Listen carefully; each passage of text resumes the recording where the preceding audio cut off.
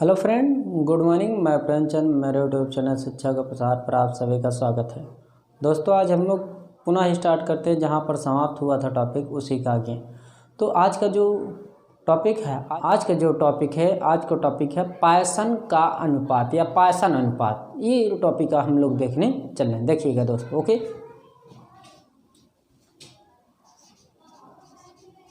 पायसन क्या? पायसन अनुपात, ओके। पायसन का जो अनुपात है हम लोग चित्र के माध्यम से क्या करेंगे, समझेंगे, ओके।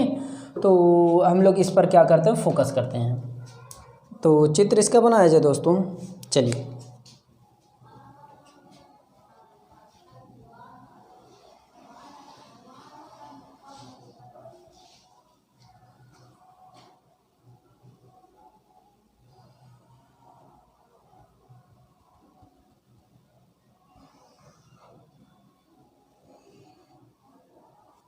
ये है मेरा बिंदु,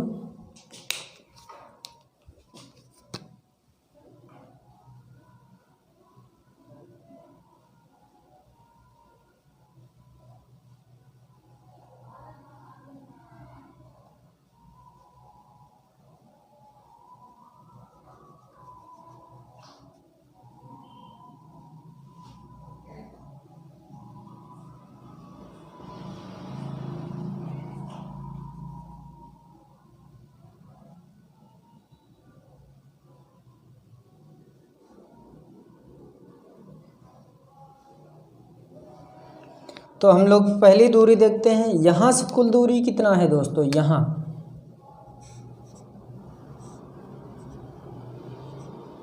ये कैपिटल डी है। क्या? कैपिटल डी है। और इसके बीच की दूरी क्या है दोस्तों, इसको हम लोग लिखने जा रहे हैं यहाँ पर। क्या? यहाँ पर d minus delta D, okay. इसी का आगे ये देखने चल रहे हैं कि यहाँ से लेकर के यहाँ तक के बीच की दूरी क्या है, कैपिटल यल, ओके। और यहाँ से लेकर के यहाँ तक, यहाँ से लेकर के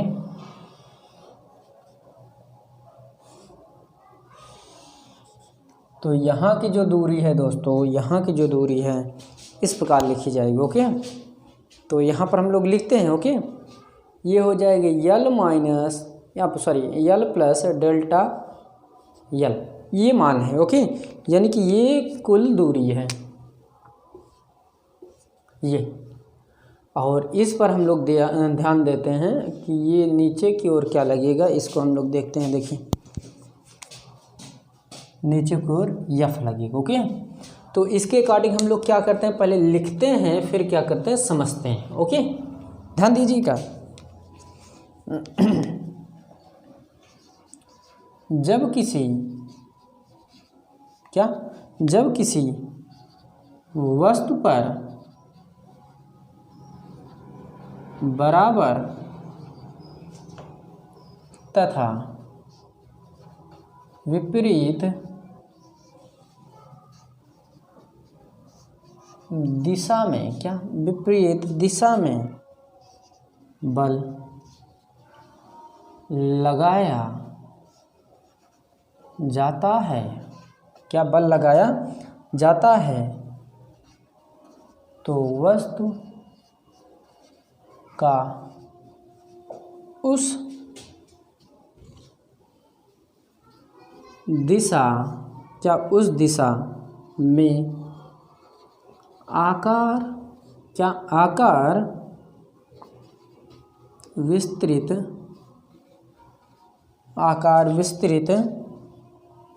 हो जाता है,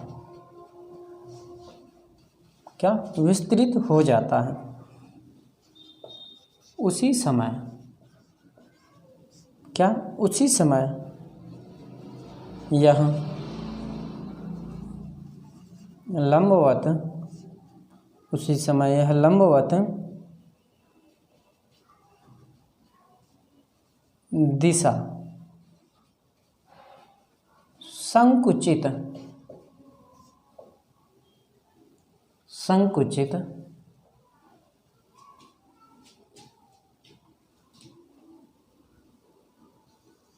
भी हो जाता है, संकुचित भी हो जाता है, संकुचित भी हो जाता है। जिस दिशा में क्या दिशा में बल लगाया गया है, उस दिशा में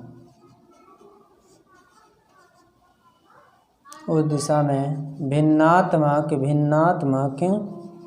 उस दिशा में भिन्नात्मक परिवर्तन क्या भिन्नात्मक परिवर्तन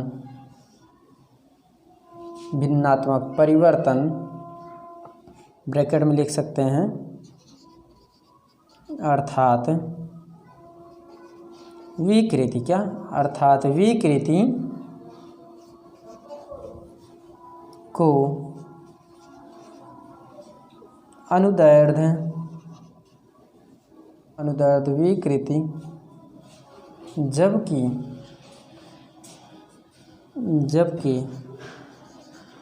लंबवत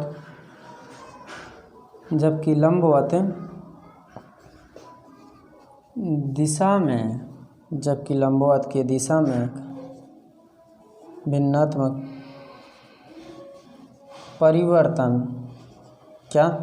भिन्नात्मक परिवर्तन को पार्श्विक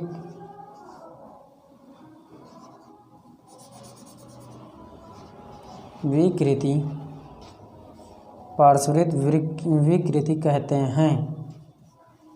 ओके, तो इसको हम लोग समझते हैं, ध्यान दीजिएगा थोड़ा। जैसा कि यहाँ पर ये बताया जा रहा है, जब किसी वस्तु पर बराबर तथा विपरीत दिशा में बल लगाया जाता है, जब किसी वस्तु पर कोई वस्तु मान लीजिए कि उस पर बराबर व विपरीत दिशा में बल लगाया जाता है तो वस्तु के उस दिशा में आकार विस्तृत हो जाता है। मान लीजिए कि वो आकार छोटा है, वो क्या हो जाएगा, बड़ा हो जाएगा, अर्थात विस्तृत हो जाएगा। उसी समय यह लंबवत दिशा में संकुचित भी हो जाता है। लंबवत की दिशा में क्या होता है, संकुचित हो जाता है। जिस दिशा में बल लगाया गया है उस दिशा में भिन्नात्मक परिवर्तन अर्थात क्या, विकृति को अनुदैर्ध्य विकृति, जबकि लंबवत दिशा में भिन्नात्मक परिवर्तन को पार्श्विक विकृति कहते हैं। ये प्रोसेस रहा कुछ अन्य शब्दों पर। अब हम लोग चलते हैं ऐसे शब्द पर जो बहुत ही इम्पोर्टेंट है। ओके, आगे चलते हैं दोस्तों, ध्यान दीजिएगा थोड़ा। यहाँ पर ये लिखना पड़ेगा, पार्श्विक विकृति तथा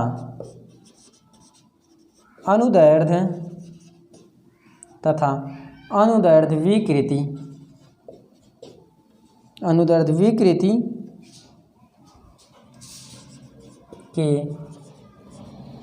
अनुपात को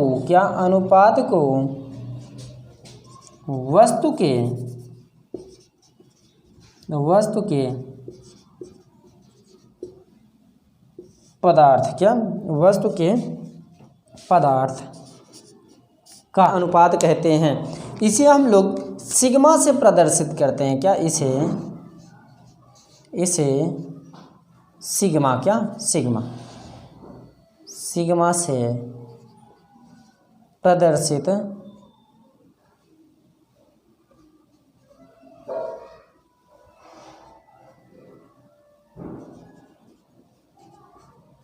करते हैं। तो यहाँ पर जो पार्श्विक विकृति अनुदैर्ध्य विकृति के अनुपात को वस्तु का पायसन कहते हैं, ये विस्तार रूप से दिया गया, इसे सिग्मा से प्रदर्शित करते हैं।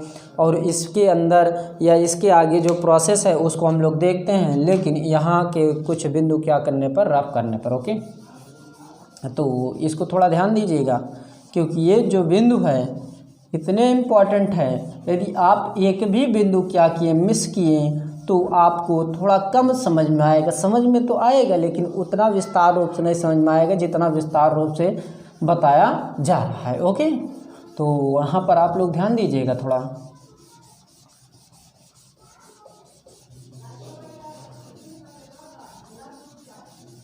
तो इसके बाद हम लोग कुछ न्यूमेरिकल देख लेंगे, तो उसके बाद ये चैप्टर आपका क्या होगा, एंड हो जाएगा। फिर उसके बाद हम लोग क्या करेंगे, नए चैप्टर पर चलेंगे। जैसा कि यहाँ पर देखिए, थोड़ा यहाँ पर पुनः हमको लिखना पड़ेगा, यहाँ ये लिखना पड़ेगा कि माना क्या, माना एक तार है, क्या माना एक तार है जिसकी प्रारंभिक लंबाई कैपिटल एल तथा प्रारंभिक लंबाई कैपिटल एल तथा व्यास डी है। जब इसकी लंबाई क्या होगी, अनुदिश तथा अनुदिश बराबर लिखिए, बराबर तथा विपरीत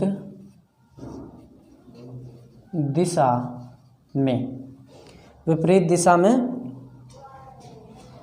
बल यफ लगाएं, बल दिशा में यफ लगाएं, क्या यफ लगाएं जाते हैं, तब क्या होगा प्रोसेस। तो यहाँ पर ये प्रोसेस हो जाएगा, माना इसकी लंबाई प्रोसेस क्या हो जाएगा, माना इसकी लंबाई बढ़कर क्या हो जाएगी, बढ़कर पहले यल थी, अब कितना हो जाएगा, यहाँ पर देखिएगा यल प्लस कैपिटल यल, ये हो जाएगा दोस्तों, ये ध्यान दीजिएगा, कैपिटल यल हो जाता है, क्या कैपिटल यल हो जाता है। इसके आगे ये प्रोसेस हो जाएगा, तथा व्यास क्या हो जाएगा, तथा व्यास क्या हो जाएगा, क्या है मेरा, डी माइनस डेल्टा डी, ये व्यास हो जाएगा। ओके, तो व्यास के अकॉर्डिंग हो जाएगा, व्यास हो जाता है। ओके, तो इसको एक बार समझते हैं।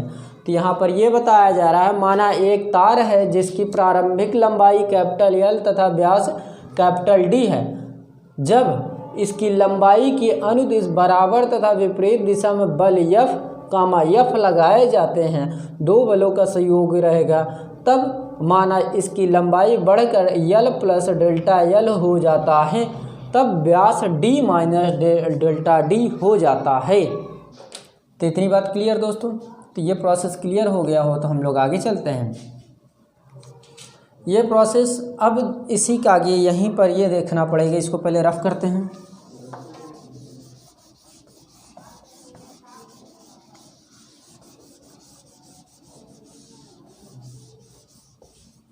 तो यहाँ पर ये हो जाएगा कि अनुदैर्ध्य विकृति, क्या अनुदैर्ध्य विकृति। तो हम लोग अनुदैर्ध्य विकृति देखते हैं।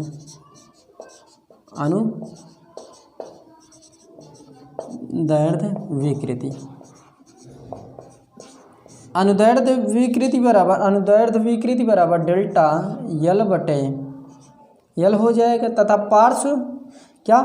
पार्श्विक हो जाएगा, तथा पार्श्विक क्या हो जाएगा, विकृति बराबर क्या हो जाएगा, डेल्टा डी बटे डी हो जाएगा। तो यहाँ तार के पदार्थ का पायसन अनुपात क्या हो जाएगा, तार के पदार्थ का पायसन अनुपात क्या हो जाएगा, सिग्मा बराबर क्या हो जाएगा, पार्श्विक विकृति, क्या विकृति पार्श्विक विकृति क्या हो जाएगा प्रोसेस, यहाँ पर देखिए ध्यानपूर्वक, यहाँ हो जाएगा अनुदैर्घ्य विकृति, अनुदैर्घ्य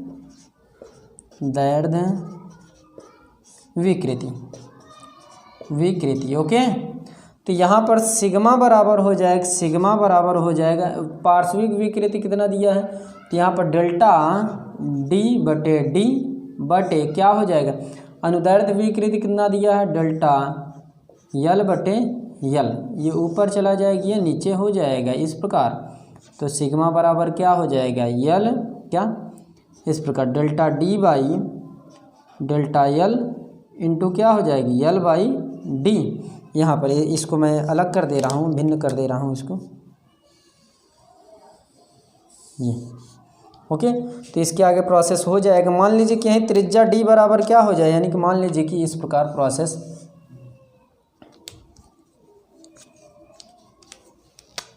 यदि तार की त्रिज्या r है तब d बराबर हो जाएगा r/2, क्या d बराबर हो जाएगा। तो यहाँ पर जो मान दिए हैं सभी के स्थान पे क्या हो जाएगा, प्रोसेस पुट किया जाएगा। तो हमारा आंसर आ जाएगा सिग्मा बराबर डेल्टा r बटे क्या हो जाएगा, डेल्टा यल बटे r। तो ये मेरा क्या हो जाएगा, आंसर हो जाएगा। तो इसके अकॉर्डिंग जो मान है ये हमारे प्रोसेस क्लियर करेंगे कि इस पर क्या बिंदु लागू होते हैं। आई बात गई समझ में दोस्तों। तो ये रही बात क्या, पायसन का अनुपात। तो इसके बाद आपका जो टॉपिक रहेगा वो आने वाले क्लासों में क्या करेगा, क्या किया जाएगा, नए बिंदुओं पर क्या किया जाएगा, डिस्कस किया जाएगा। मान लीजिए जैसे कि आपसे पूछ लिया जाए ठोस अवस्था क्या है, ठोस अवस्था, द्रव और गैस, ये उत्पत्ति कहाँ हुई। तो पहले हम लोग क्या करेंगे, पदार्थों के बारे में अध्ययन करेंगे। तो ये देखेंगे पदार्थ के अध्ययन पदार्थ के अंतर्गत कौन कौन से तत्व आते हैं, या कौन कौन से पदार्थ आते हैं, या कौन से गैस आते हैं, या कौन सा द्रव आता है। ये हम लोग ठोस अवस्था, द्रव अवस्था, गैस अवस्था ये सब पढ़ेंगे। लेकिन यहाँ पर हम लोग एक क्या करते हैं, न्यूमेरिकल देख लेते हैं। ओके, तो देखते हैं दोस्तों। तो इसको रफ किया जाए दोस्तों, चलिए ओके।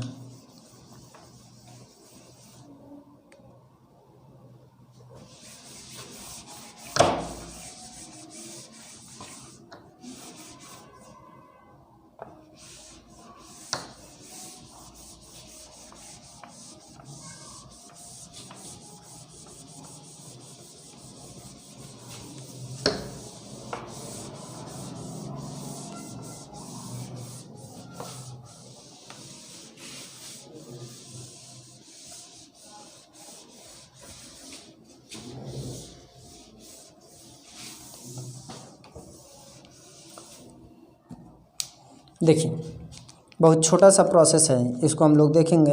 लास्ट क्वेश्चन है, इसके बाद क्या हो जाएगी, एंड हो जाएगा ये चैप्टर। देखिए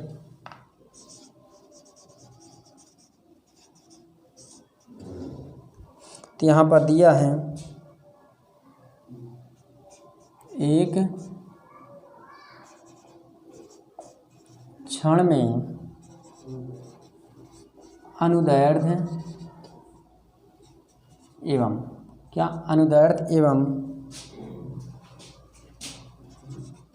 अनुप्रस्थ विकृति क्रम 5 × 10⁻³ ओके, 5 × 10⁻³ एवं 2 × 10⁻³ है। क्षण का